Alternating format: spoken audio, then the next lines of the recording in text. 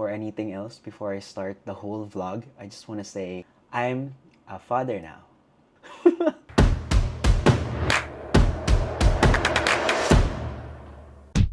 What's up guys, Benedict here. It's been a while.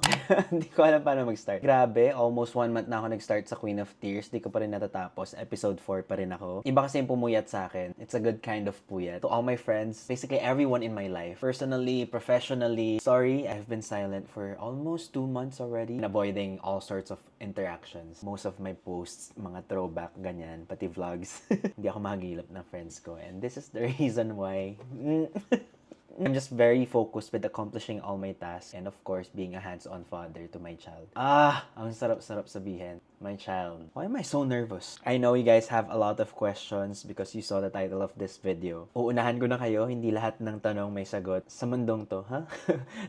Minsan na lang ako mag-upload dito sa channel ko because this channel has become very personal to me. I wanted it to be full of memories. Ultimately, this is my video diary. So, welcome to my video diary. And since I'm already filming this video, bala ko siyang habaan and divide it into parts. Hala, podcast yan. Let us take a trip down memory lane. Keep watching if you want to catch up with me. And to those who just tuned into my channel, stay here if you want to be friends with me.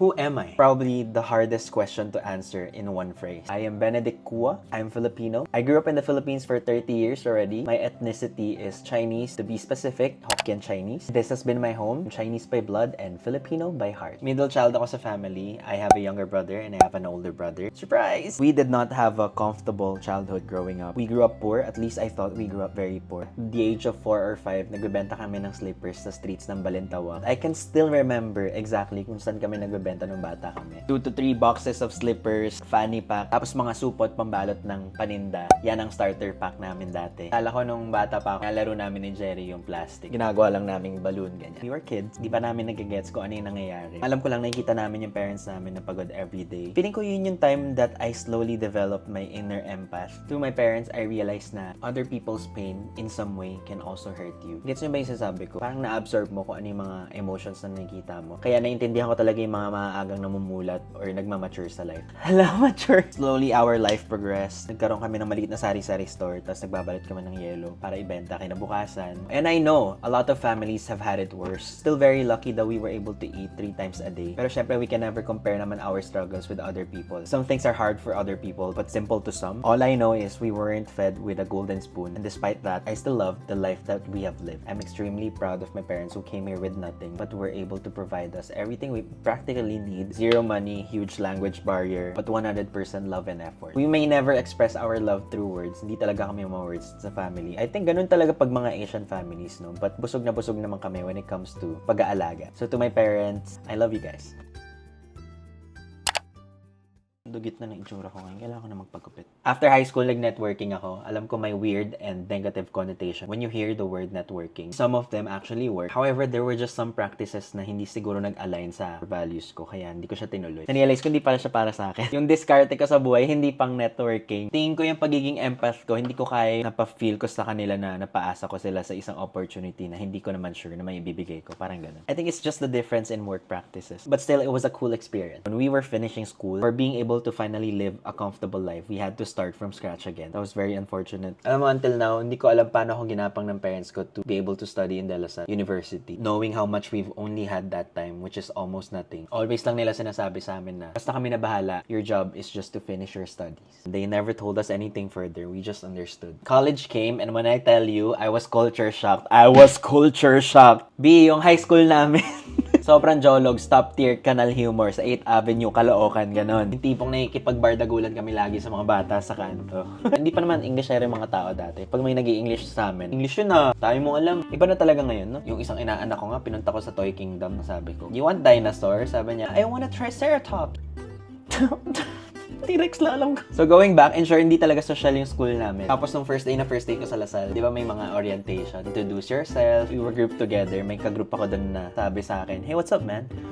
Hey, what's up, man? Ano ba sinasagot kasi pag ganun? Kung gaano ako ka-smart, I feel like, nung high school ako, ganun naman ka-opposite yung na-feel ko when I entered college. Ang daming matalino, ang daming mayayaman. Internally, sobrang awkward ako lagi kasi yung suot ko pare-parehas every week. Sabi nga ng isang blockmate ko, hindi naman niya sinasadya. Sabi niya, alam mo, memorize ko na yung mga damit mo. Di wow!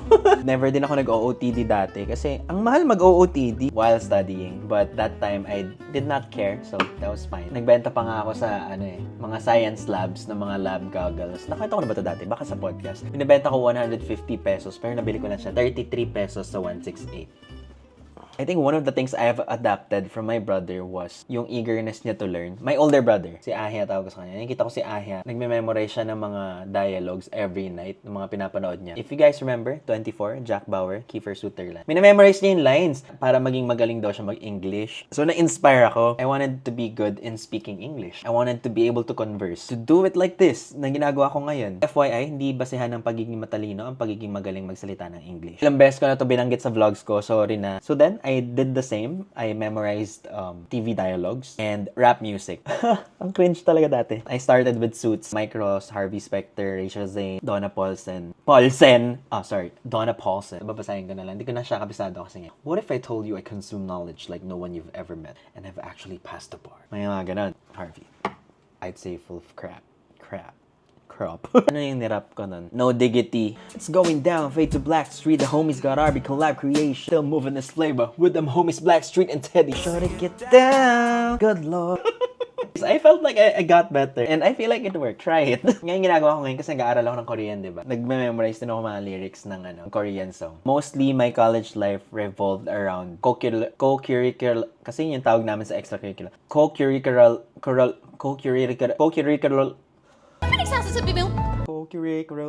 other activities, aka orgs. Kasi I heard yung mga orgs natin, it would serve as our job experience when we apply for a job or when we're trying to beef up our resume. Sa ACADS, medyo sakto lang tayo. Sorry mom and dad, sorry lods, agad na to eh. Walang honors, pero wala rin bagsak. Yan ang mahalaga. Di sayang ang tuition. When I was in college, I rushed all of my units para makapag-graduate ako. Agad, dun sa last trimester ko. Buntis yan.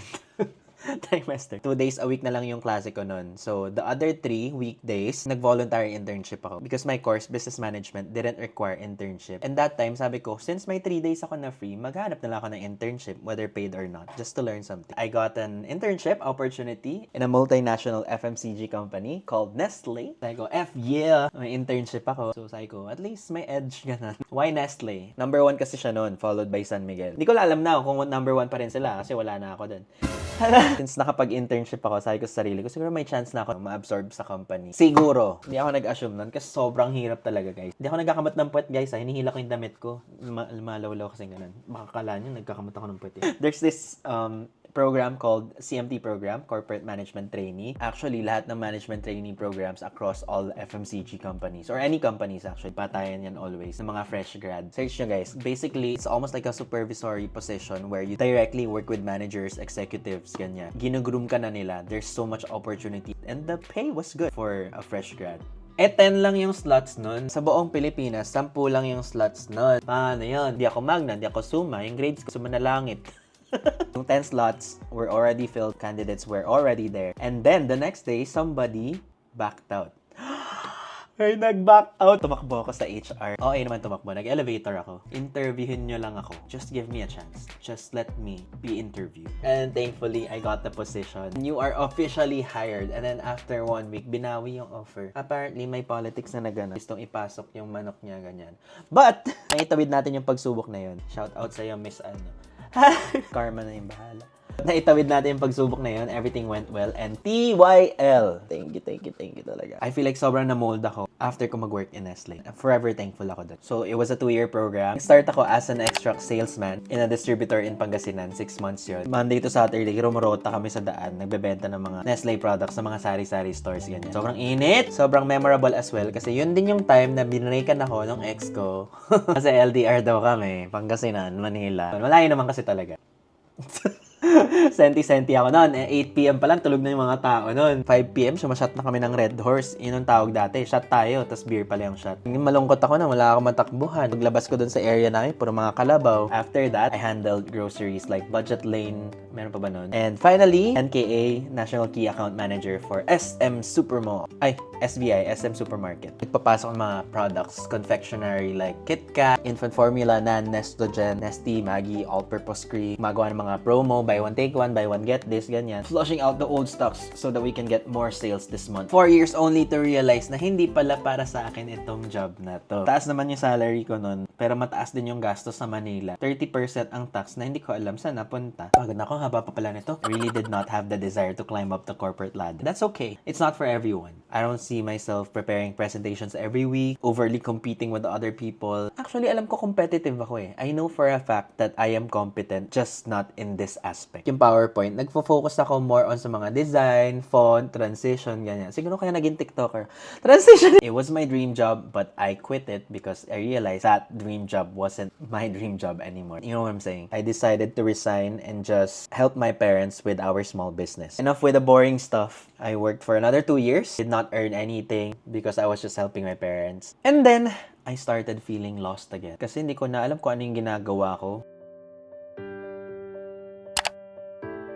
I was full of anger, self-doubt, self-pity, and disappointment. Sabi ko, ba't sobrang lost pa rin ako at 26 that time? Feeling ko wala akong narating sa buhay ko. Parang nasayang ko lahat ng years ko after graduating. 4 years na lang nun, magta-30 na ako. I started wondering if I had passion in anything or if I even have purpose. Pag naalala ko ngayon, nasa stress ako. Masakit yung ulo ko. I wanted to know if I'm gonna be stuck like this for the rest of my life. Nagmadali ako mag-graduate at magtrabaho only to feel like this. Basta alam ko na may end goal ko. Ang gusto ko lang, maging masaya at magkapamilya. Yun. Period. No erase. So, how would passion and purpose emerge? That was the question I asked myself.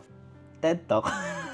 This is where I started to slowly save up to actively explore avenues that would resonate with my interests. What action can I do today that would greatly contribute to my pursuit of a better career? I had so little savings that time from the corporate job pa. Sabi ko, parang wala namang mawawala. If I just immerse myself to things that would enhance my productivity. Try lang. Kahit ano pa yan, basta hindi na ako mabaliw sa bahay. Parang umiiyak na ako every night nun. Nagsa-self-pity ako eh. It was like self-pity work, self-pity work, self-pity work. Where can I invest my time so that I would optimize my weekends? My dear vampires, I said it before and I'm gonna say it again. Elimination method. If I cannot find the thing that I'm gonna be passionate about, I'm gonna find the things that I do not see myself doing in the next few years. So what were the things that I dreamt of doing when I was a little kid? Kahit yung mga simpleng naisip ko lang. So I wanted to be an astronaut. Asa ka pa, boy. Paano ko itatry maging astronaut kasi? I wanted to be carpenter. So I tried carpentry. And then I figured out it wasn't for me. Try ako mag-freediving. Ang layo na, di ba? Okay lang yan kahit ano i-try natin. Freediving was so good. It was so life-changing. But I only see it as a hobby. Commercial model. Superstar. Nung bata ako, ini-imagine ko yung sarili ko sa commercial. Ginagaya ko yung mga kumakagat ng burger. Eh, di ba nung college, nag-memorize ako mga dialogues, ganyan. Sabi ko, why not try acting? Sige, for fun. On weekends, I would devote my time and I enrolled in Meta Theater Acting and then Star Magic Introductory. In one of my oldest vlogs, I said, for me, there's no such thing as diminishing growth. And knowledge is priceless. Kahit curious ka lang about one thing, just do it. Honestly, it doesn't matter if you don't end up pursuing something as long as you had the courage to try. Cliche pakinggan, but there's no other way. No amount of knowledge would ever disappear once you acquire them. Unless siguro magka-amnesia ka, ganun. Knock on wood. When I was acting, I felt something different. It was an unimaginable self-discovery. I was me. I was free. Sobrang therapeutic niya to a point na I wanted to learn it more and I wanted to be better at it. Now that I think about it, I think it wasn't just about acting or being in front of the camera. FYI, sobrang lala ng stage fright ko, seizure level, ganyan. It wasn't about that. I think it was about being able to express. Yun yung hinahanap ko. It was the form of expression. Parang 26 years kong inipon sa buong katawan ko, tas finally, nailabas ko siya. Ganun yung feeling ko nun. Habang ina-expose natin yung sarili natin sa iba't ibang bagay, our network naturally expand, creating bigger avenues for connections, collaborations, ganyan. And that's how it all started.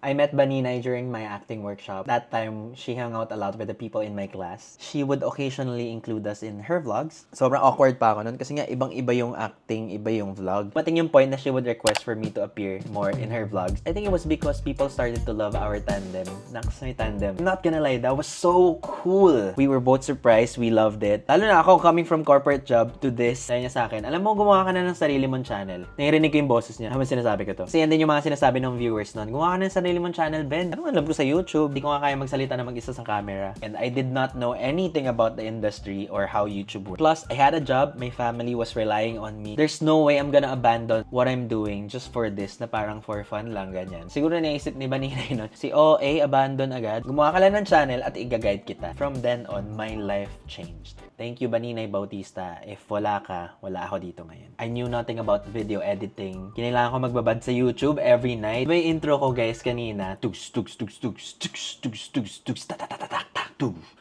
4 days ko siyang ginawa, guys. As much as possible, maging consistent daw ako. So, I tried to upload 1 to 3 times a week. 7 a.m. to 5 p.m. job, and at night, nag-edit ako. Kesa mag-overthink ako na mag-overthink sa bahay, mag-work na lang ako. I-activate ko na lang yung brain ko 24/7. I only wanted to know if it was for me or not. Knowing myself, I always have deadlines. By ganito, na-try ko na to. If hindi pa rin ganito, by this time, stop na. That time, sabi ko 1 year. 1 year, if dito sa YouTube walang progress, hindi ko nalolokohin yung sarili ko, move on na ako, and I'm gonna do something else. This career kasi is also swertihan. Hindi na ako bata, no? Yung mga artista nga, di ba, nagsa-start as teenager, ganyan. That time, 26 na ako. Ano na? I was just optimistic and I had deadline. Lo and behold, in 4 months, 100,000 subscribers.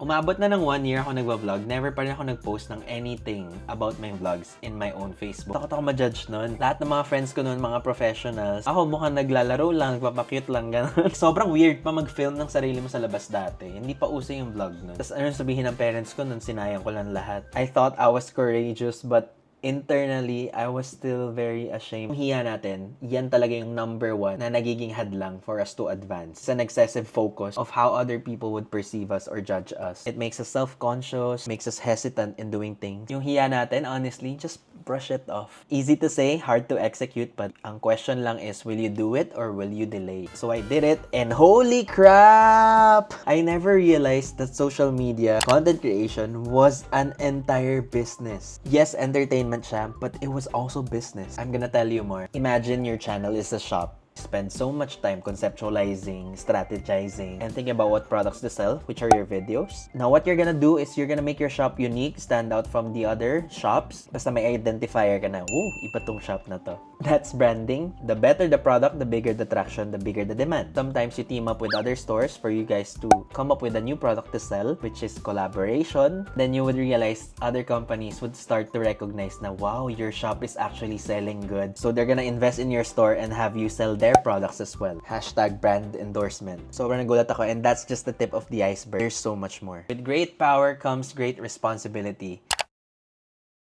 In my years of content creation, I started to understand that quote. Spider-Man kasi. Every word in social media would have big impact. Especially nung pandemic, I thought to myself, I think I should speak up more. That time, I decided to be more active on Twitter. I just wanted to help as much as I can. Kasi that time, yung biggest weapon ko was my social media platform. It's very inadvertent for you to make mistakes. And that would affect me so much. Hindi talaga ako sanay nun. Hindi tayo strong, sorry. I was used to being liked, appreciated, validated. Hindi ako sanay na may mga nagagalit sa akin, lalo na from strangers that I do not know. I remember a family friend of someone who died directly messaged me on Instagram asking for help if I can spread the news and seek justice. When I heard it, I was very furious and I wanted to help right away. With the little information that I had, I posted something on Facebook and it blew up. 1 hour, 200,000 likes and shares. It spread like wildfire. Eventually, another side of the story came up. It turned out all the prior news were not entirely true. So I faced the backlash, but that was fine. I apologized publicly and privately, one by one, to the people involved. That was very dramatic for me. Kaya siguro ngayon, as much as possible, ini-integrate ko na lang sa content ko. Even collabs naging issue. Lagi akong praning nun, and na-realize ko sarili ko, why would I change myself? You make mistakes, and you take accountability. The people that hate you, less than 1%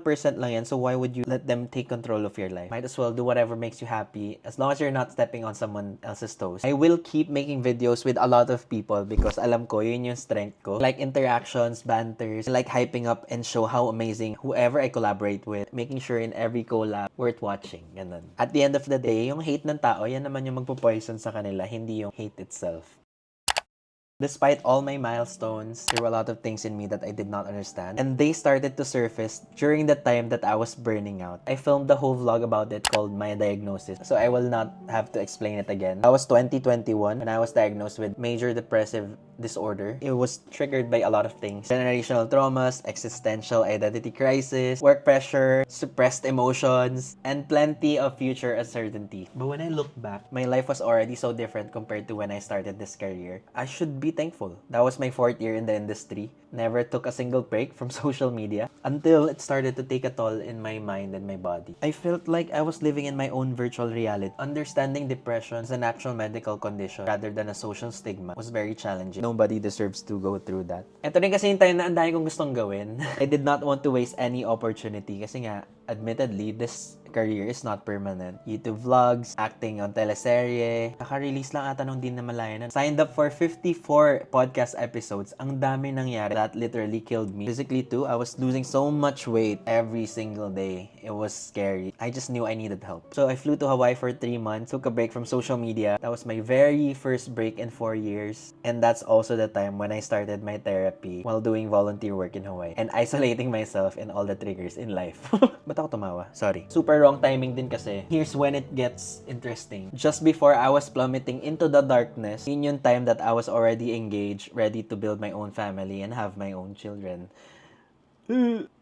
And unfortunately, the relationship did not work out. Don't get me wrong, it was a very beautiful relationship. Sometimes na talaga, despite the strong and mutual affection, you have to recognize if a partnership is not a right fit, long-term wise. Narinig ko to dati, love is not how we feel, but what we do despite how we feel. And letting go of each other was mutually the right thing to do. But I'm not gonna dwell on this aray ko, tumama sa cabin. I learned so many things that I would be thankful for the rest of my life. Yun lang masabi ko. I cannot express.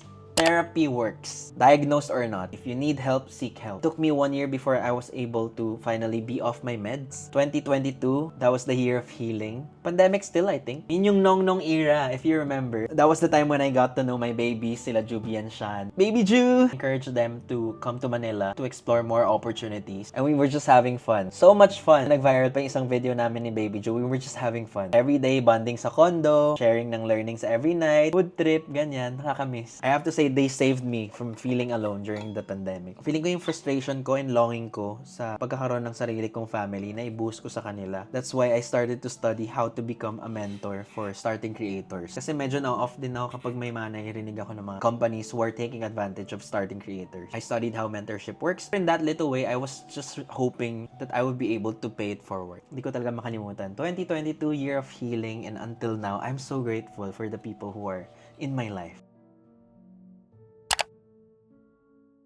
Tinanong ko ni Hans the other day, my other mentee, Kuya Ben, why does it feel like you have it all together? Sobrang natouch ako. Kahit pala sobrang hirap ng life, I was somehow able to believe and embody that, yes, I'm doing a good job. Siguro na-touch ako kasi wala naman nagsasabi sa akin nun. Lagi ko kailangang i-manifest na, Ben, you're doing a good job.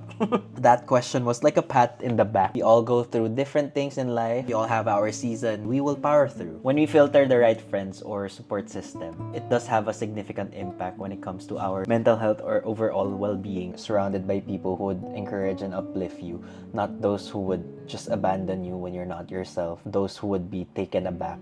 May mga milestones ka ganyan, parang filter those out and you would be happy. And it also goes both ways. If you want to have a good friend, you make sure that you're also a good friend and only connect to the people who matter the most. Sobrang extrovert ako, mukhang friends ko lahat, but throughout the years, my circle got smaller and smaller, but stronger than ever. Being in this industry for a total of 6 years opened up my eyes and let me absorb a lot of things in different perspectives. This year, 2024, I'm focusing on 3 main things: family/fatherhood, career, and business. Gusto ko talaga this year, ang pinaka ma-achieve ko is ang pagiging hands-on father. And in order to actualize these, health should also be my top priority. Sobrang naging health freak ako lalo lately. I revisited my love for cooking, and since I'm living with my parents now, hopefully, I'd also be able to cook for them. Kailangan maging healthy kasi naging pasaway na rin sila habang tumatanda. Ganun ba talaga habang tumatanda? And I also wanna try to exercise as much as possible. I actually co-founded a brand, Naked Collagen. Shameless plug.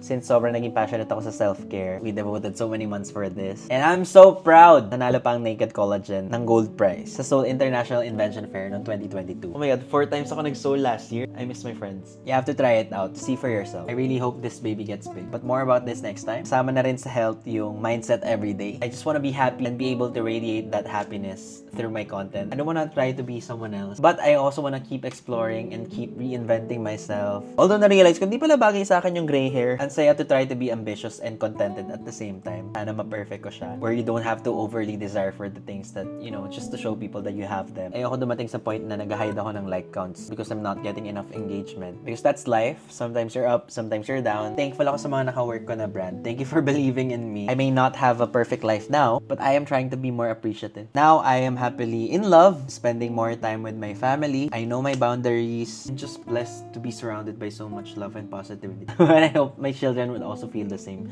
when they grow up. Hopefully, they would also be able to watch this video. Hi mga anak!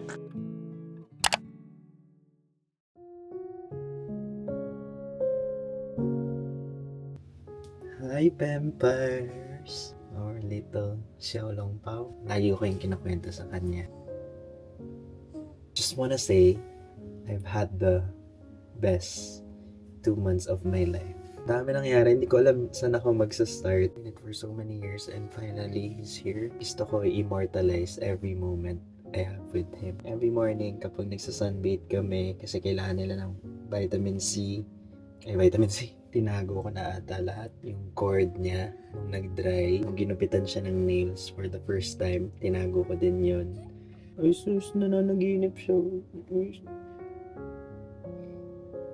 Guys, I love you. Xiaolong Pao yung tinawag sa kanya ni Mama. Kasi Xiao, small, Long, dragon, Pao is Pao Pei, treasure. Tawag namin sa kanya minsan Pao Pao. He eats a lot. Before he was even born, I already felt an insane amount of love towards him. I loved him even more from the moment he took his very first breath in this world. Hindi ako iyak, baka masipunan ka. Ganito rin siguro yung na-feel nila Mama ni Papa nung dumating ako sa life nila. Binalik ko muna siya sa crib. As I was saying earlier, dahil best na naiiyak na lang ako mag-isa. Postpartum yan. Sometimes I would look at his hands and see my own hands in them. And,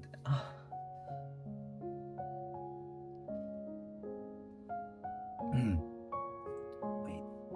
Doon ko na-realize na anak nga talaga kita and tatay na talaga ako. Basta ang promise ko lang is I will actively be present in every moment of your life. Provide not only your physical needs, but aim to nurture your emotional well-being. Try to instill kindness, goodness, love, and resilience. I may not have answers all the time. I promise to seek guidance and be the best father that I can be. Not sure if you're gonna watch this few years from now, but I'll be your home. I love you. I love you more than watermelons. Ang babaw na sinabi ko, doon pa ako naiyak. Don't grow up too fast. So yeah, this is my life story. The only update that I'm willing to share for now, online and offline. Hindi ko alam kung kailan ako next makakapag-vlog, but name reveal on Instagram. That's it. Kita-kits in one of the coming Mondays. 再见。